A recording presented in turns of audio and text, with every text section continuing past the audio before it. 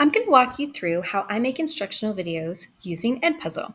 I'm going to take you through my setup process, my recording process, and what I do post-recording as well.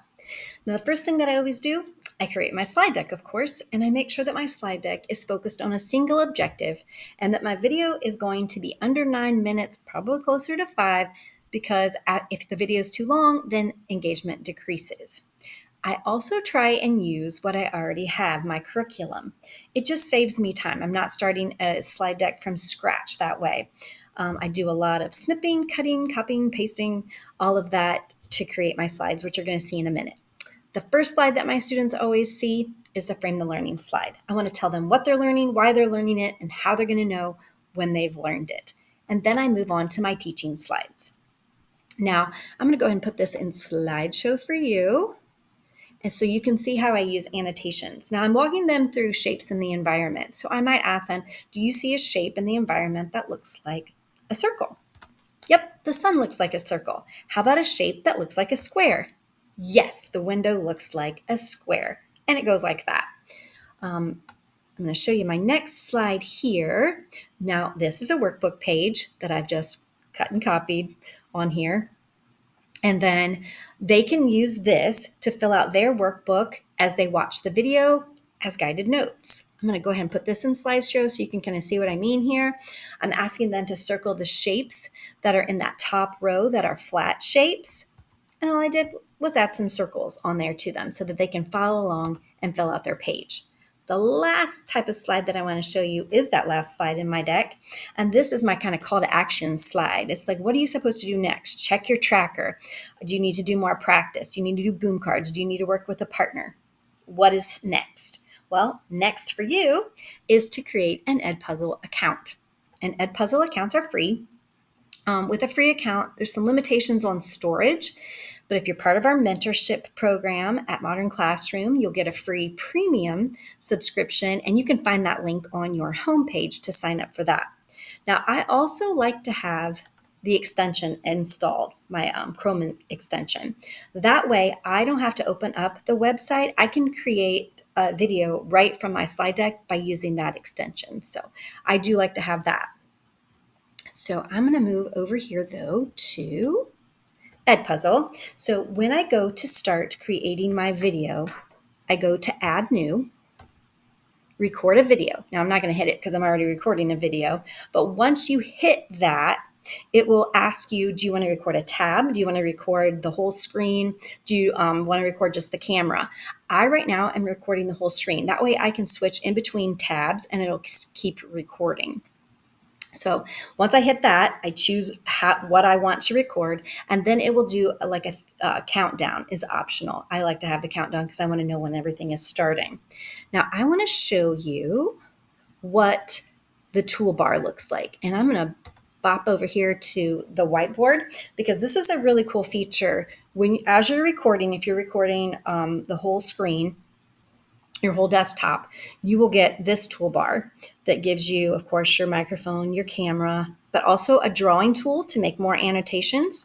And you can choose what the thickness of the lines, what types of lines you're going to use, whether they're regular or arrow lines, and then also the color that your annotations are going to show up in.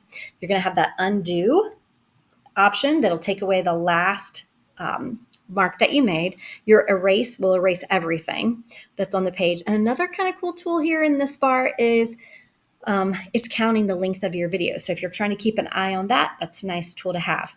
Now, when you are done, you're simply going to hit that red square and your recording will end. I'm not going to do that now because I don't want to end our recording, but this is what it looks like when you hit that. You'll see up here, it'll start to process to 100%. After it's processed to 100%, you can trim the video, you can edit up here and create a title for your video. That way you can find it later.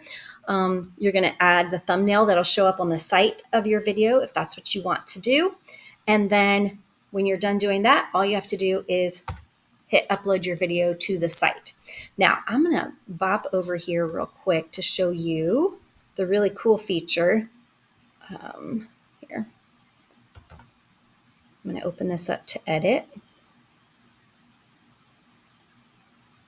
Maybe if it opens. So I'm going to edit.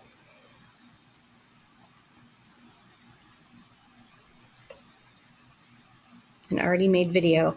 Now, a really nice thing about edpuzzle is you can embed questions. So I'm going to choose where to cut my video.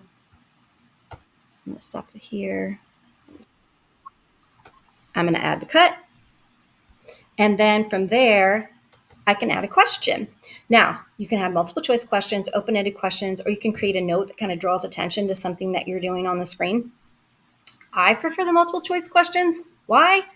Because they grade themselves. That's why. So I'm just going to open this up and show you how I would add multiple choice questions. Now, you type your question in, you type your answers in, you can choose as many answers as you want. Then you're going to have to mark which is the correct answer so that it can grade it. But here's a really cool thing about edpuzzle. You can record yourself reading the question. You can record yourself reading the answers. So if you have non-readers or struggling readers, that could really help them out, along with being able to add pictures as part of your question and your answer. So when you're done with all of that, you're going to hit save. And then you can add as many questions as you want to your video. You can just keep creating those cuts and adding questions. Now, sometimes I like to add a question at the beginning of the video and then add the same question at the end of the video. That way I kind of can gauge the effectiveness of my video, like to see if their answer has changed, if they understand better what I'm trying to teach them in that video. So that's just an idea of something that I like to do. Now, I'm going to go ahead and hit finish so it'll take us back and I can show you how you're going to assign this. Now, in order to assign this to a class, you have to have a class that's created, and you can do that over here at Add New. And then you can assign that video. You can also have a preview link where you can share the URL. It will not record the responses that they give to the embedded questions, but you can share it that way, or you can share it with another teacher that way if you wanted to show her what your video looked like. So that is how I create my instructional videos using edpuzzle, having embedded questions in them. If I was going to give you any advice on how to create, I would become extremely familiar with all the tools of your recording tool. And I would also become familiar with how to create slides with annotations. And then I wouldn't worry about being perfect every time, because when you're in the classroom, you kind of stumble over your words sometimes, or you repeat yourself, or you misspeak, and that's okay. That's what's going to happen in a video too. Well, good luck creating awesome instructional videos.